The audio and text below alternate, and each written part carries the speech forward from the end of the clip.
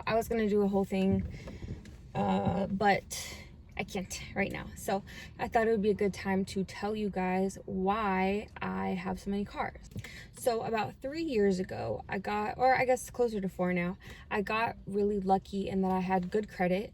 And I say lucky because I had no idea what credit was for, like how I could use it, what I would need to actually have good credit. I just had a credit card that I had had for maybe 5 or 6 years, and one small car loan that my mom was co-signed on. I never missed a payment on my credit card. I had a good paying job that I could show, cash coming in. And I was able to get financed through Mercedes-Benz Financial for my first car, or my first big car, which was my first big girl car. My first expensive car, which was the Mercedes AMG C63. So that was my first car. It was black, it had a red interior, it was really nice. I drove all the way to Arizona, or flew to Arizona, drove it back from Arizona, and it was so much fun. Like, I was hyped. That drive felt like nothing. So after that, I began to rent that car out because I was still working at the beach clubs at the time. So it was like just extra, like supplemental income. And through renting that car out, I was able to supplement my income enough to be able to support a second car, third car, etc. So after that, I was exclusively renting my cars on a car share platform for a long time, but then started hiking up the fee, so they were getting more money and we were getting less. So I had to list my car for way more just to even get to that price that I was getting before. And then on top of that, they were taking fees from my side and from the renter side. So anyways, long story short, it just wasn't like it made more sense to start renting my cars off of that platform as well. So I started doing that, and then about 2 years ago, filed for an LLC, and now there's the whole business. So that's what I do. I don't have an OnlyFans or a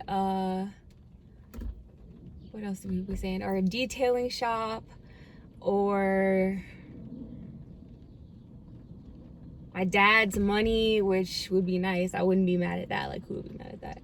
But no, I own a car rental business, and I rent my cars out, and it has been, honestly, I don't even know if I want to do it anymore. Like, it has been, I wouldn't take it back. I'll say that. I would not, if I'm even knowing everything that I know now and like having all the experiences that I've had, I would not go back and not do it again. I would definitely do it again. But just where I am right now, I'm kind of trying to move away from that a little bit. So I got rid of, or I'm in the process of getting rid of 3 of the cars, just to sort of consolidate a little bit and sort of get rid of the ones that rent for a little bit less. And yeah, it's been interesting for sure. Almost all of the cars, I think I mentioned before, almost all of the cars, people have attempted to steal them. There's one that is gone, that's been gone for the past 3 years. I had a Porsche GT3. It was beautiful. His name was Big Bird, and he was bright yellow, and he had like black and yellow inside, like the crazy tail, and lovely. And some guy came and stole him, and the same guy that stole that car came back and tried to steal a second car, but we ended up getting that back, and it actually worked out a little bit in our favor that he came back the second time. But that's a whole different story. There's so much that you just don't know that goes into it, or you wouldn't even know to know unless somebody told you, or unless you find out the hard way. When it's great, it's amazing. Like last summer, the beginning of last summer was insane. It was like everybody was just coming off of COVID. Everybody had PPP. It was like the first summer that people could be out again after being in the house forever, and it was crazy. Like the first half of that summer was like I was living. I just didn't even I didn't even know what to do with myself, because I was just like, I could do anything.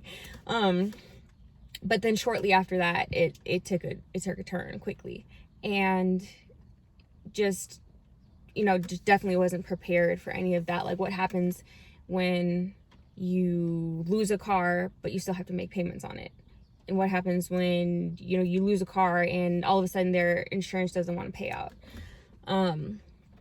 So, you know, there's a lot of that goes into it, especially because as a small business, we just don't have like the liquidity to be able to support that type of stuff long term.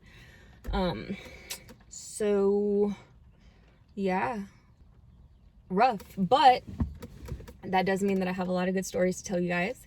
A lot of very interesting occurrences, and a lot of, you know, knowledge that I've gained over the past 4 years of dealing with people's stuff. So, you know, it's been fun, and it's definitely not been all bad. Like, it's pretty cool that I get to have all these cars and, you know, drive them around and, you know, build my credit up to where it is now. So, that is why I have cars. So if you guys are interested in the business aspect of it, how I started for real, like what my credit was looking like, what it took to start, how much I put down on the cars, what the payments are like, what the insurance is like, how to get other people's insurance when they rent, deposits, what happens when their insurance doesn't want to pay, you know, which insurance will cover any of that stuff. I will probably touch on that in the coming videos. And if you guys have any questions, please drop them. And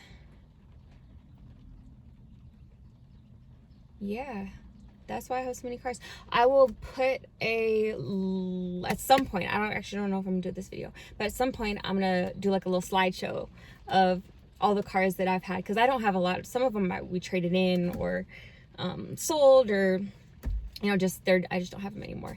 But I'm gonna do like a little slideshow of all the cars that I've had since that first C63, so you can see kind of like the progression and like how it moved along. So like and subscribe.